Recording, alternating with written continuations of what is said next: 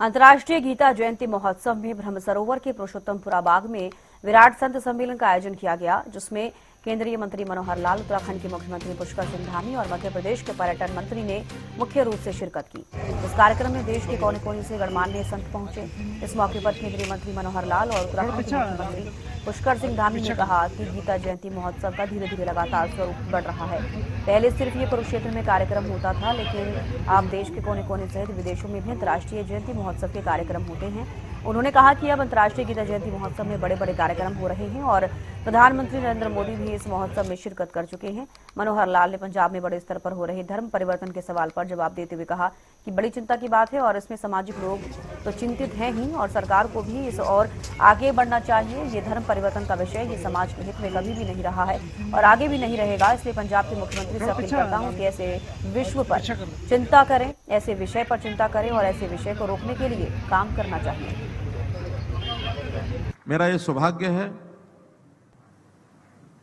कि हरियाणा में हम लोग जन्मे हैं, रह रहे हैं और हरियाणा का कुरुक्षेत्र धर्म क्षेत्र के नाम से जाना जाता है। धर्म क्षेत्र का अपना इतिहास है। भगवान कृष्ण ने महाभारत के युद्ध के मैदान में और अर्जुन जी को गीता का संदेश दिया। दुनिया में ये एक प्रश्न है कि जिस गीता जी के बारे में हम कहते हैं कि ये शांति का एक स्रोत है, जीवन को जीने का एक सार है, तो ये युद्ध के मैदान में संदेश दिया गया। अपने आप में आश्चर्य करने वाली बात है। किसी को कठिनाई से इस पर विश्वास होता है, एक तरफ युद्ध, एक तरफ शांति। लेकिन सत्य है, अकाट्य सत्य है और इस सत्य के लिए आज दुनिया में एक उत्सुकता बनी है कि हम जाके समझें तो सही। जैसा बताया गया कि 2014 में जब जनता की कृपा से,